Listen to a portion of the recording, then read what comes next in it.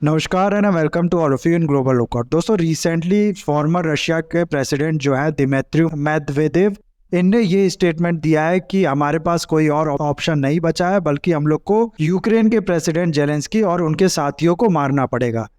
यहाँ आप लोग देख सकते हो इनका जो पूरा स्टेटमेंट है वो यहाँ पर मेंशन है। दरअसल हुआ क्या है ना कि हाल में ही आप लोग को न्यूज़ पता चल गई होगी अब तक कि रशिया के जो प्रेसिडेंट है उनका असैसिनेशन अटेम्प्ट किया गया है एक बार फिर से।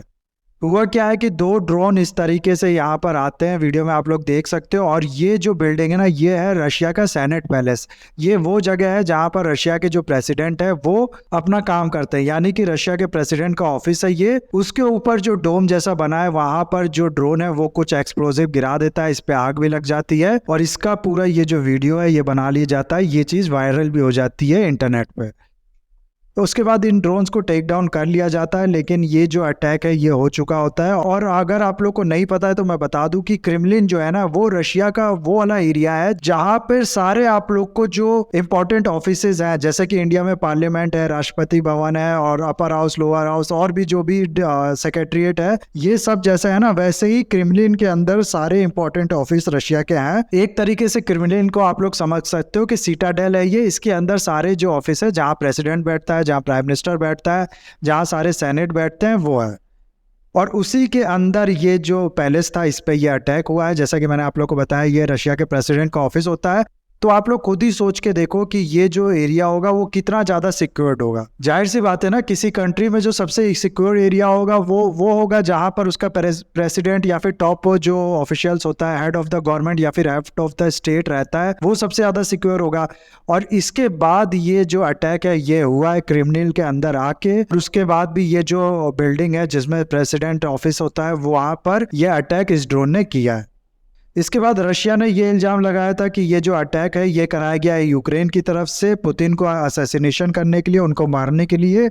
और पहले भी अगर आप लोग को याद होगा कि पुतिन का जो असैसिनेशन अटेम्प्ट है वो हो चुका है। एक बार तो यूक्रेन के ऑफिशियल्स ने खुद ये चीज़ एक्सेप्ट किया था कि हाँ, एक असैसिनेशन अटेम्प्ट कराया गया था पुतिन के अगेंस्ट पे, लेकिन वो बच गए थे।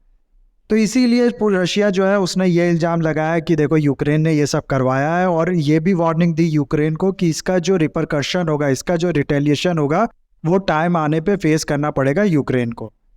अब होता क्या है कि देखो, एक तो होता है क्वांटम कितना है किसी इवेंट का, यानी कि बहुत बड़ा धमाका हुआ है, बहुत ही ज़्यादा आसपास की सारी बिल्डिंग जो है वो सारी गिर गई हैं, या फिर छोटा सा धमाका है वो हो गया, क्वांटम बेसिस पे हो गया।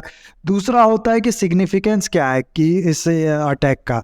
तो देखो, क्वांटम के बेसिस पे अगर बात करो ना तो बहुत छोटा सा अटैक था। यहाँ पर आप लोग देख सकते हो डोम जो है वो भी पूरी तरीके से नहीं गिरता है, बहुत छोटा ना के बराबर ये अटैक था। लेकिन इसका अगर आप लोग सिग्निफिकेंस देखो ना तो वो बहुत ही ज्यादा इंपॉर्टेंट बना देता है इस चीज को। सबसे पहले तो ये जो अटैक है ये फॉलो करता है, अभी हाल में ही एक अटैक हुआ था क्रीमिया में, आप लोग को पता होगा कि ड्रोन से ही वो भी अटैक किया गया था।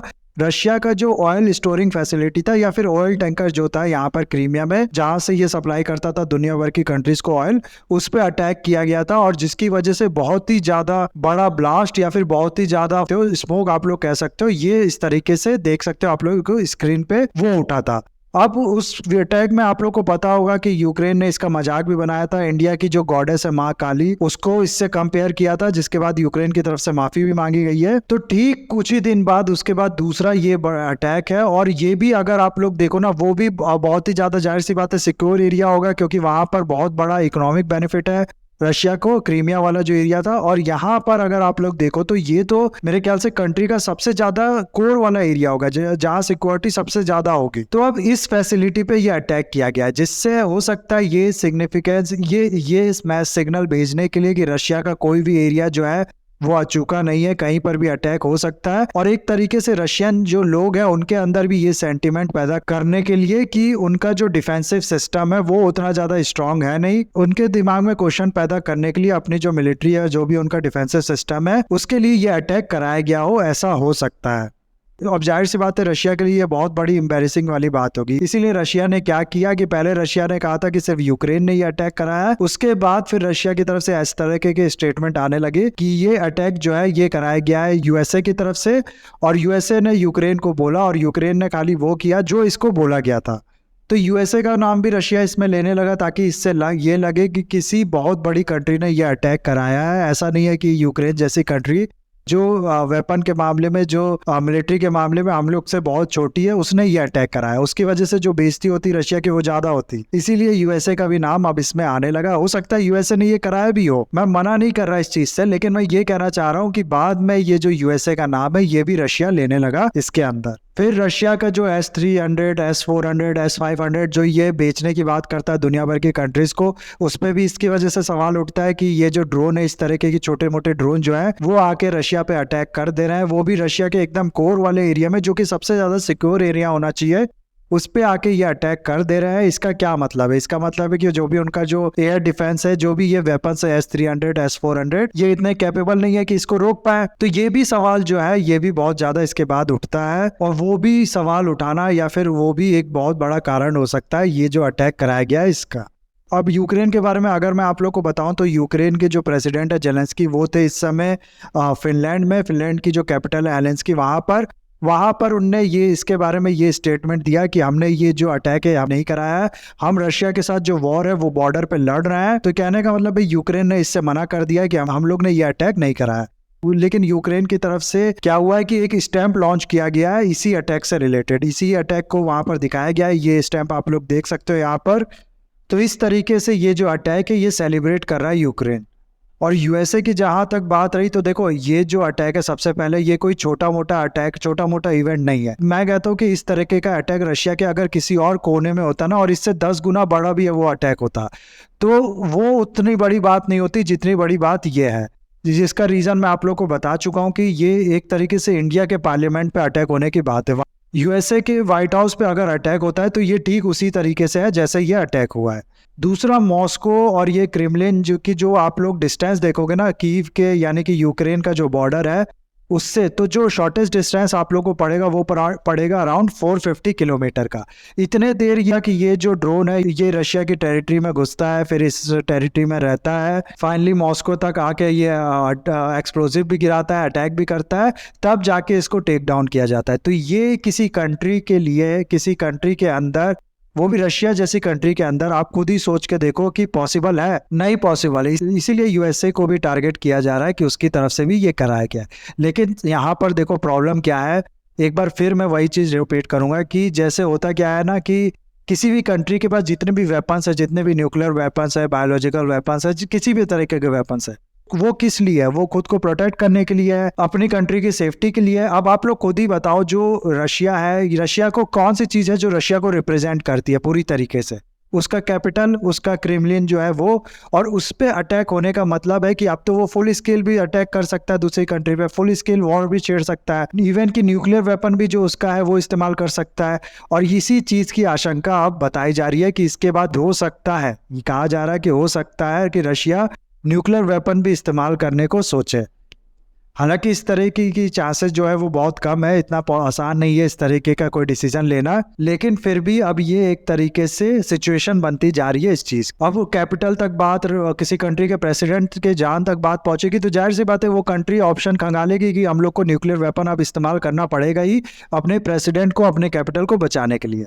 तो ये बात यहाँ पर कहा जा रहा है। और यूएसए की तरफ से ये स्टेटमेंट आया है, यूएसए के जो सेक्रेटरी ऑफ स्टेट है एंटोनी ब्लिंकन, उन्होंने ये कहा है कि ये जो क्लेम है कि यूक्रेन की तरफ से ये अटैक कराया गया, इसको हम लोग अभी वैलिडेट नहीं कर सकते हैं, लेकिन इस चीज को बहुत ही ज्यादा कंसर्न से देखा जा रहा है, और रशिया की तरफ से जो भी बोला जा रहा है उसको काफी ज्यादा सीरियस लिया जा रहा है।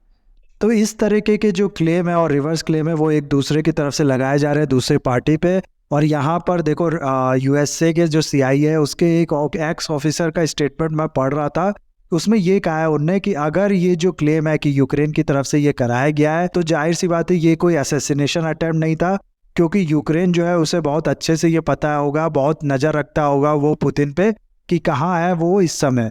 और जब ये अटैक कराया गया था तो इस ऑफिस के अंदर पुतिन थे नहीं, एक्चुअली वो क्रेमलिन के अंदर ही नहीं थे, इसीलिए इसको असैसिनेशन अटेम्प्ट कहना एक तरीके से गलत होगा। उसके बाद फिर इनने कहा है कि अगर ये जो क्लेम है अगर ये गलत है तो चांसेस है कि रशिया इसको इस्तेमाल कर रहा है as a red flag. Red flag होता है कि खुद ही से आप लोग अटैक करके खुद पे और फिर दूसरे पे इल्जाम डाल दो ताकि उस वजह से जो जंग छेड़ना है वो जायज बन जाए। तो चांसेस है कि रशिया इसी चीज को इस्तेमाल कर रहा है ताकि यूक्रेन पे वो और फिर से जो एक बड़े स्केल पे अटैक है वो कर सके, या फिर जो जेलेंस्की है यूक्रेन के प्रेसिडेंट उनका असैसिनेशन किया जा सके। और ये कहा जा सके कि देखो तुमने हमारे प्रेसिडेंट पे अटैक किया, हमारे प्रेसिडेंट बच गए और हमने फिर उसी के रिटेलिएशन में तुम्हारे प्रेसिडेंट पे अटैक किया और उसमें अब जेलेंस्की बचे या ना बचे ये उनकी किस्मत है। तो इस तरीके की जो बातें वो की जा रही है। 9 मई को रशिया जो है वो सेलिब्रेट करता है विक्ट्री परेड डे। तो ये भी कहा जा रहा था कि इस पे इम्पैक्ट करने के लिए यूक्रेन की तरफ से ये कराया गया है, लेकिन अभी कहा जा रहा है कि ये जो विक्ट्री डे है ये वैसे के वैसे जैसा कि शेड्यूल किया गया था वैसे ही सब कुछ होगा इसके इवेंट, और साथ ही साथ जो पुतिन है वो भी जल्दी क्रिमिनल से दोबारा अपना कार्यभार संभालेंगे। और इसके बाद मैं एक और चीज़ आप लोग को बताना चाहता हूँ कि पुतिन जो है ना, इस पे ये कोई पहला अटेम्प्ट नहीं है। जैसे कि मैंने शुरुआत में ही बता दिया कि यूक्रेन के ही एक ऑफिशियल्स ने ये क्लेम किया था कि पुतिन पे असैसिनेशन अटेम्प्ट किया भी गया था जिसमें वो बच गए, और फिर एक और बार उनके कार पे अटैक किया गया था पुतिन के, उसमें भी वो बच गए थे। और इस तरह के टोटल 6 अटेम्प्ट पुतिन पे किए जा चुके हैं पहले, जिसमें सब में ये बच गया है। उसके अलावा अगर आप लोग ये देखो ना कि कौन सा लीडर है जिसपे सबसे ज़्यादा अटैक किए जा चुके हैं, सबसे ज़्यादा असैसिनेशन अटेम्प्ट किए जा चुके हैं उसको मारने के लिए, तो वो आप लोग को मिलेगा फिडेल कैस्ट्रो, जिसपे 600 अटेम्प्ट ऐसा बताया जाता है कि किए गए हैं। तो ये है पूरी स्टोरी गाइज। आई होप ये वीडियो आपको अच्छा लगा होगा। इसे लाइक, कमेंट, शेयर, सब्सक्राइब जरूर कीजिएगा। That's all, have a nice day, take care.